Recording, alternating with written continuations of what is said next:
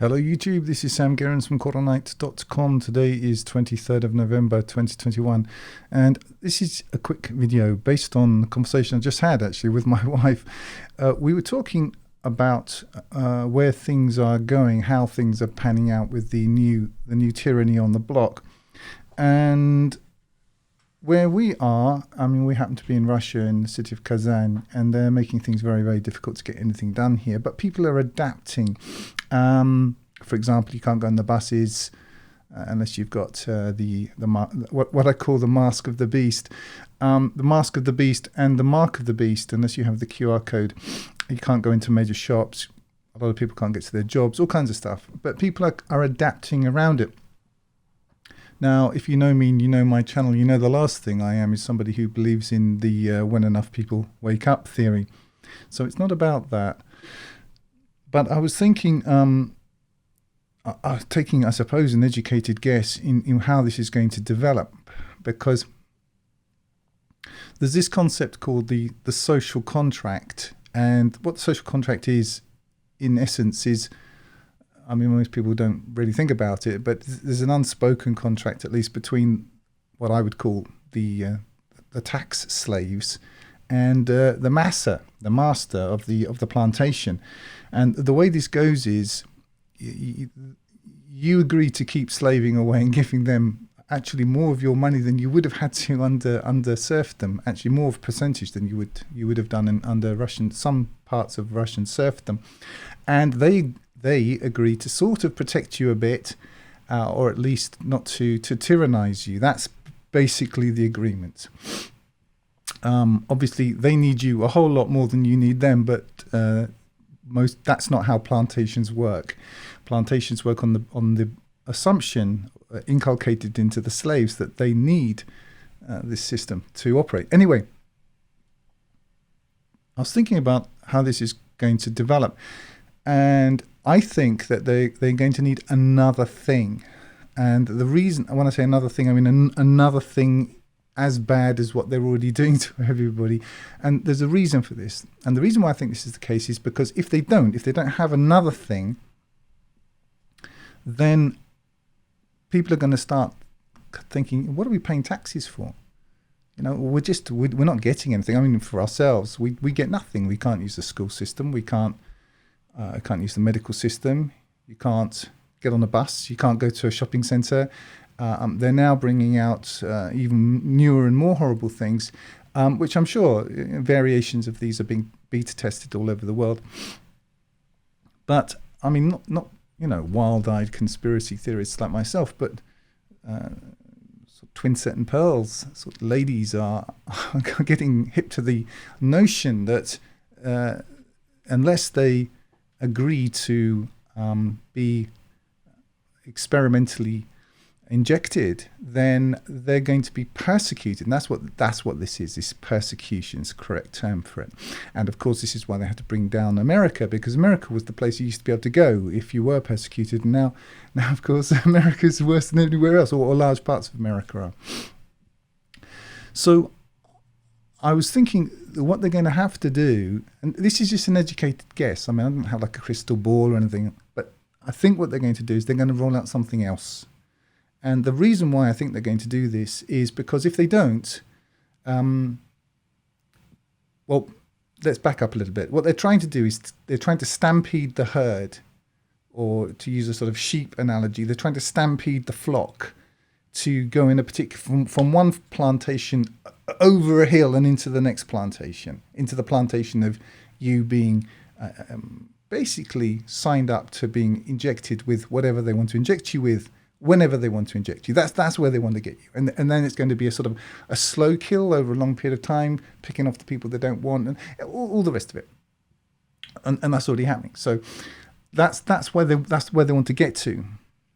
And they're using what they normally use, and this is basic public relations, basic propaganda. They use bellwethers. They use what are called opinion leaders. These will be people, actors and singers and all the rest of it. People that morons follow because they haven't got the brains of a peanut butter sandwich. Those people. The problem is it's not really working because those people live in a very different world to these other, to the people who follow them. And so there's this kind of split happening. Now that split's intended to happen, and if I can remember, I'll get to that in a minute. But the problem is going to be is if there's too much time, if too much time goes before they can get at least 80% of the people into the new plantation, then what's going to happen is that a new society is going to start to form around helping each other out, using the technology, sharing cars, a barter system, all of this. At which point, it's basically that so many people just get up and walk off the plantation that the plantation is no longer viable. Now the world is a patchwork quilt of plantations that are all basically owned by the same, or not owned, they're controlled by the same elites. Any country whose money goes through the Bank of International Settlements in Switzerland is controlled by the same people, right? It's just how it works. And I don't think, there's only about 1 or 2 countries left that's not the case for. So the point of the plantation is that what you're really paying for is you're in slavery. But if the slaves stop paying, then they have a problem, because the elites are consistent. They always make money out of their plans. It's not just that they're evil, but they're not going to pay for that. They want you to pay for it. They want you to pay for it, and in all ways, spiritually, physically, financially, and the rest of it. So what I think they're going to do is they're going to have to roll out something else. And the reason why they're going to have to roll out something else, and I think they're going to have to roll it out quite quickly, is, or relates at least to what I read about academic, in Russian he's called academic Pavlov, the academician Pavlov. This is Ivan Pavlov, where we get Pavlovian from, with his experiments on dogs. And of course, he wasn't interested in dogs, he was interested in how to control people. But there was this one experiment that I read about. In fact, I'm going to get to another thing as well, if I can remember it. One experiment that he wrote about or conducted, which was with dogs. And what he realized was that if you shock, you can do two bad things to a dog, and it will still kind of try to adapt. But if you do a third bad thing to it, it'll give up. So, for example, if you starve the dog and electrocute the dog, it'll still try to fight. If you traumatize the dog with loud noises and starve the dog, it'll still try to fight. You'll still try to adapt. But if you starve it, electrocute it, and frighten it with loud noises, at that point, 3 things, it'll give up. Okay? So that's one of the things I wanted to say on that. And I think that we're basically under 2 things right now. There's the economic collapse and stress, especially if you've got debt, all of that. Unless you're independently wealthy or have an independent income stream of some kind, that's a stress for you. And on top of that, you've got the tyranny, which they're rolling out. So you've got 2 major stresses. But they need, in order to get the herd into this other part of the new plantation, before it solidifies, before these societies begin to coalesce, they need another thing. Okay? So that's one part of it. So the other part of it is that what's happening is that people are, as I say, they're beginning to realize that the social contract is off. I mean, it was never real anyway, but they kind of believed in it, even if they couldn't explain what it was. And so people will be thinking, well, then all bets are off. They're trying to kill me and my children. What's sauce for the goose is sauce for the gander. It's not going to be very long before people work that out. And so what's going to happen, and of course this will all be modelled before they started this, but what's going to happen is there's going to be a rift, just like there's a rift being sort of created right the way through society, there's going to be a rift, an even greater rift, between the people in the sort of the ruling caste, and I'm not talking about the ruling elite here, I'm talking more about this sort of the people, the implementation class, and the proles, the people who are going to be just, steamrolled into the ground. And this sort of division is going to get bigger and bigger and bigger. And the people who are in this kind of implementation class and the people who are, let's, for want of a better word, just proles, are going to hate each other and they're going to be divided by surveillance and security forces, which are going to be the sort of the lower tier of the implementation class. And the people who are in the implementation class are going to be absolutely terrified of being kicked out and having to join, the unwashed proles. And then certain members of the unwashed proles are going to be just clambering, trying to get into that class. It's going to be a new division with no middle class. And they know that. That's what they're doing. They're creating this. So I think that they're going to, in order to keep the plantation self-financing and to maintain the proles as tax-paying slaves, they have to prevent the creation, the formation of new survival mechanisms. And what I'm trying to say, if I go back to the dog story from Pavlov, is they need a third thing. They need a third thing, and they need it quite quickly, in my opinion. Now, my view is that the thing that they're going to use is something that I would call an existential weapon. Now, I would say that the COVID is existential to a very large extent. I mean, you can't see it, you can't define it, you can't prove that one has it or you don't have it. This isn't a conspiracy theory. You can't prove that you have it. You cannot prove it. It requires a huge leap of faith. You have to basically sign away any rights to your soul when you take it, because you're not allowed to. You have no form of redress against the company who's injecting something into your body, into your genetics. You don't, and you have to sign that away. It is an existential weapon. It's something that has to be, to whatever extent, believed. It has proselytes, it has heretics, it has all the formats of a belief system. It's an accounting procedure. It's also it's got the people that it's got its zealots, and as I say, it's already going through sort of an inquisition period where if you don't believe sufficiently in it, you're excluded from the synagogue. You can no longer trade, you can't buy and sell and all this. So it is, leaving aside whatever we mean by science, it certainly has all of the characteristics of an ideology. It's a dogma. It has to be believed. So it is a kind of existential one, as opposed to not being able to eat. That's a primary shock. My guess, and this is a guess, I don't know, but I do know how they think, and I have a pretty good sense of where we are, and I know what's going to happen if they dilly-dally about, because they can't go back. You see, if they go back now, even the really slowest people who have been hurt by this, they're not going to forget. They're not going to forget that it was their supposedly elected officials, or that it was their media, or it was those actors, or it was that, all of those news outlets that were pushing all this. That they will remember this. And so now the proselytes of this faith understand that they're going to have to double down on it, because there's no way back for them. It's very clever, has been worked out.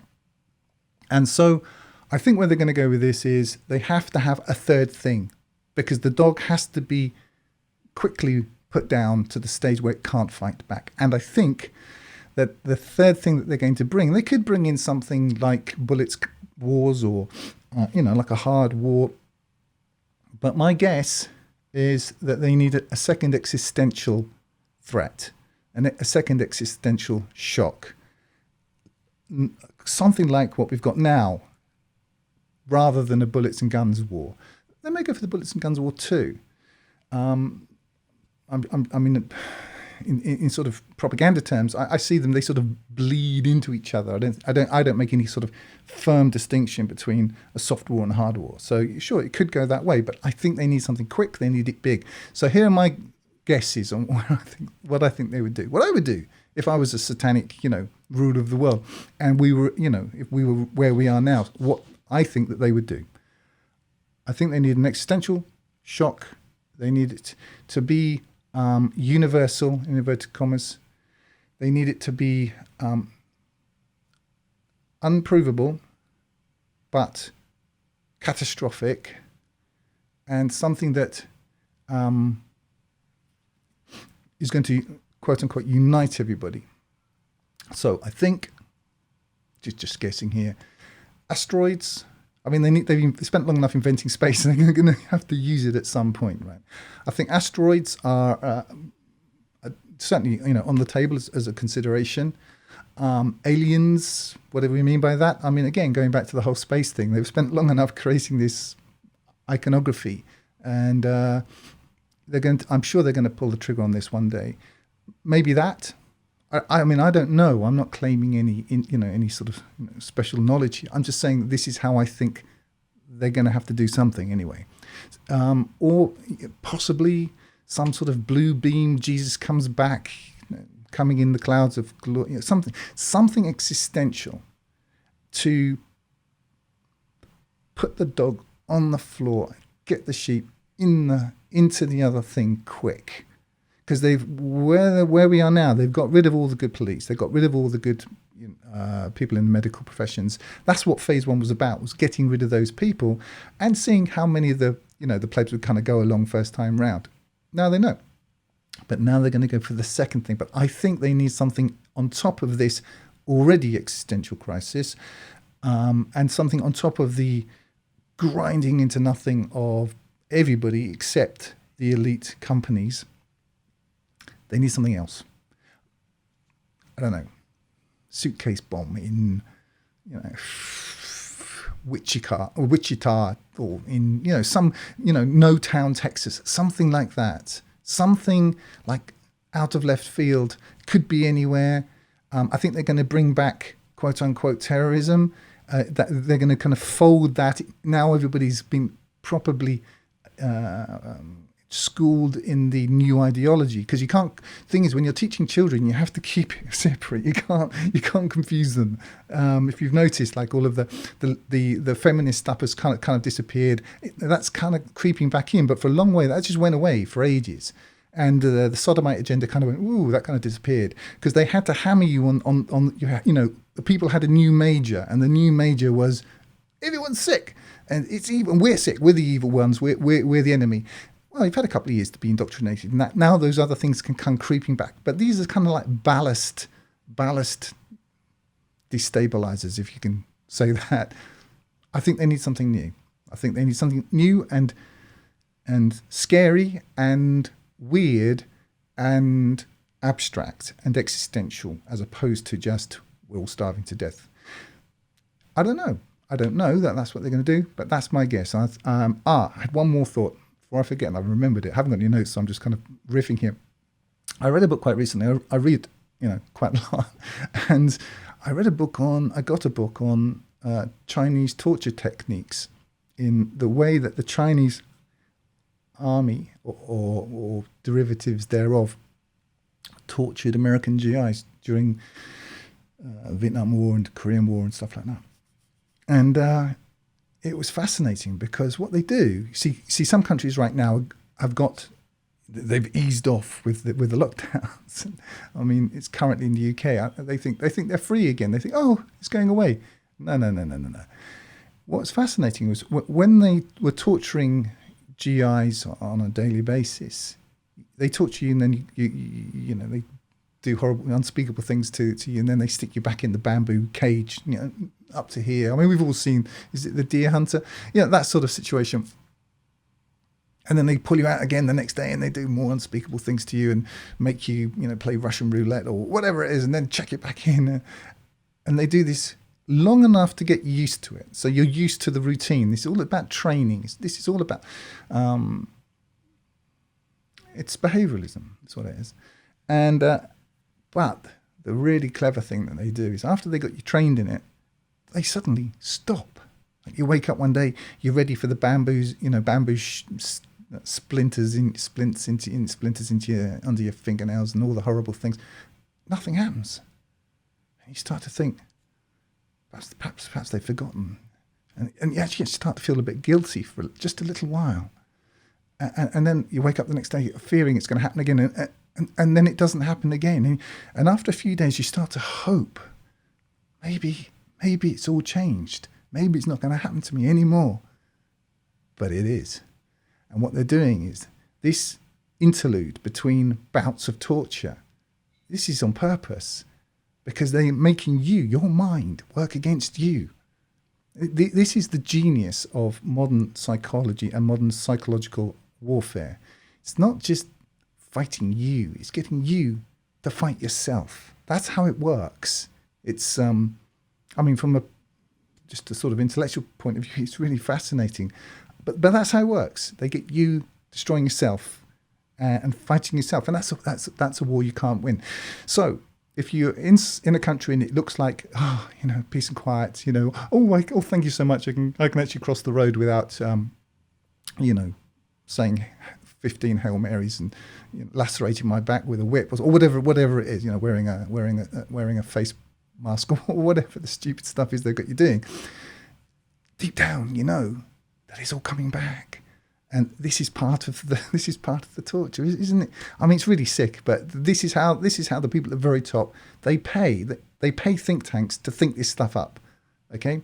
So all that to say, I think just because of what I've read and because of my working life and just taken interest in how this sort of thing works, if I was going to take a stab in the dark, I would say that's what they're going to do. I think they're going to come up with some places they'll let them seem to kind of go fallow for a while, but it's not they've forgotten about you. They haven't forgotten about you. They're just letting you start to do their work for them. That's all that's happening. And the interesting thing is that when the actual beatings start again, it's almost like a relief. It's really, really sad, isn't it, how it all works? Anyway, my guess, they're going to do something big, existential and weird in order to get people, to get the dog on the floor and the sheep into the next plantation before new societal frameworks of survival form and people start waking up to the fact that what are we paying for? The social contract is broken, and before they start realizing who their enemies are. That's what I think they're going to do. Anyway, I thought I'd just share that. I hope everyone's well, and that's all for now. If you're listening on YouTube, you can download my full translation of the Quran and all other work, free, using the button in the top right-hand corner. Or buy the hard copy there at 10% less than on Amazon. You can download the audio from my YouTube videos to your mobile device using the links in the drop-down below. I recommend meetquranites.com to connect with other Quran-alone believers. Like if you like, comment if you have something constructive to say, and subscribe to get more each week. And use the link in the drop-down below to donate if you would like to help me keep doing this. And remember, this life is short. Eternity is long. If you want good trees, plant good seeds.